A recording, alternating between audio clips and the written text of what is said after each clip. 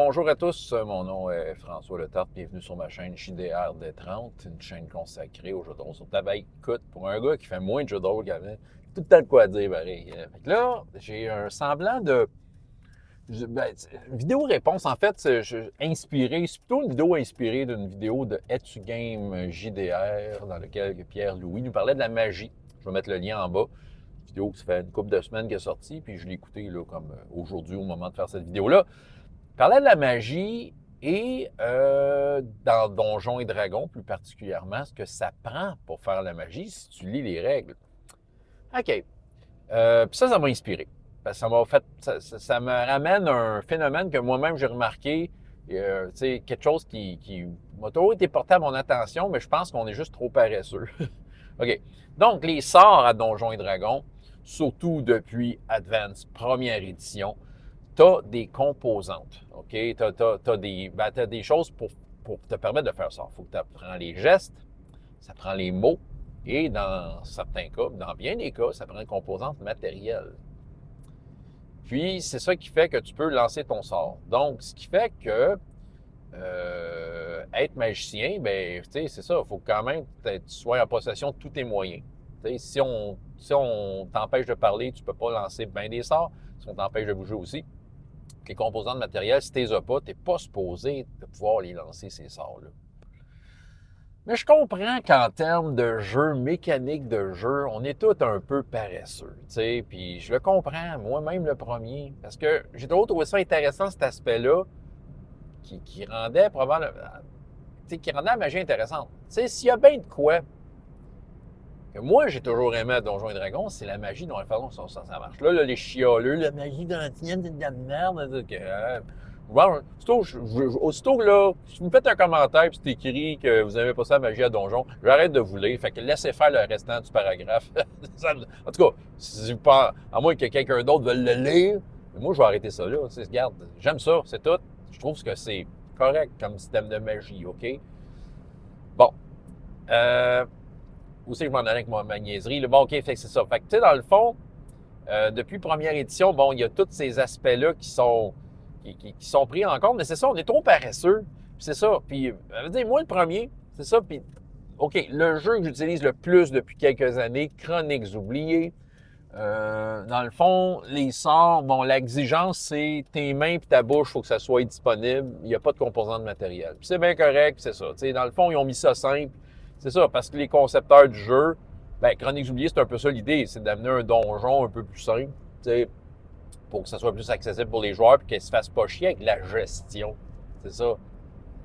Mais c'est vrai, toute l'histoire, surtout la composante matérielle, moi, je trouve ça cool. Je trouve que ça ressemble plus à de la magie comme moi je l'imagine, dans lequel la magie demande un effort parce que c'est vraiment broken, la magie.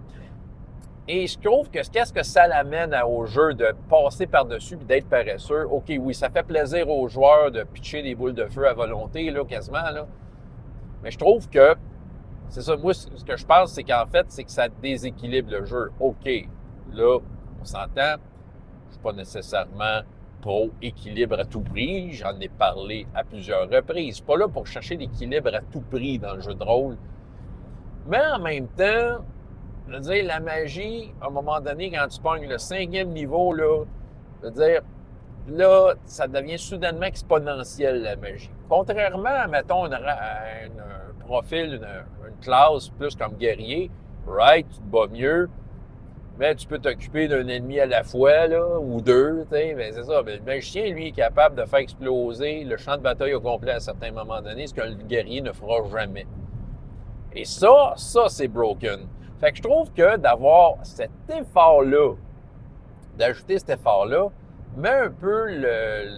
enlève un peu le pied du gaz du magicien pour comme l'amener à dire, OK, ton sort est vraiment puissant, le rappeler que ton sort, il est vraiment fort et que tu as besoin d'un effort pour le faire. Oui, je comprends encore une fois que la gestion de tout ça, ça peut faire un peu chier. Mais ça serait de voir, ça serait, je sais pas, là, je lance ça de même, mais ça serait en jeu de porter une attention, que le groupe porte une attention particulière à leur magicien s'ils en ont un, et de qu'est-ce qu'il a de besoin Puis de reconnaître que ce qu'il a, surtout au haut niveau, ce qu'il a, c'est très, très utile, là. C'est un outillage incroyable. Que dès le premier niveau, là, protéger ton magicien à 4 points de vie, là je parle au SR un peu, là, mais j'avais déjà fait une vidéo là-dessus. Protège-les, parce que là, peut-être pendant ce temps-là, il va commencer à se ramasser du stock pour éventuellement la lancer, la pluie de météore, un jour. C'est ça. Fait que commencer à magasiner ça, parce que ça, c'est le fun. Ça peut être l'objet d'une quête de trouver ces affaires-là, de t'ouvrir un marché. T'sais, ça peut ouvrir sur plein d'affaires. Le matériel est difficile à avoir pour toutes sortes de raisons. Il faut que tu ailles à la bonne place. Il y a peut-être du monde qui ne voudront pas te le vendre parce qu'ils se disent « Ah, tu vas faire quoi avec ça? » Parce que les magiciens sont redoutables. C'est ça, les magiciens, c'est vraiment très fort. C'est très brisé. Ben, c'est ça qui arrive. Je pense qu'en termes de pseudo-équilibre, de le mettre en jeu, c'est quelque chose. Fait que, c'est ça. Donc, de porter d'attention et peut-être de rentrer dans les quêtes. Ben, hey, j'ai besoin de telle composante. OK, il y en a là-bas, mais il y a plein de gnolls. Fait que, bon, OK, on va essayer d'aller t'en chercher. Mais fais attention aux gnolls. Bon, ben, c'est ça. Vous voyez, regarde, tu viens de créer une aventure. Parce que la pluie de météore, peut-être qu'elle va changer de quoi. C'est ça, quand c'est trop gratuit, moi, je trouve que ça perd sa saveur. Comme j'ai mentionné à un moment donné, là, j'ai dit, OK, ça fait plaisir aux joueurs de la lancer à pluie de météore sans vraiment avoir de restrictions. Mais à part que tu as perdu ton emplacement de sort dans ta grève ancienne. Là.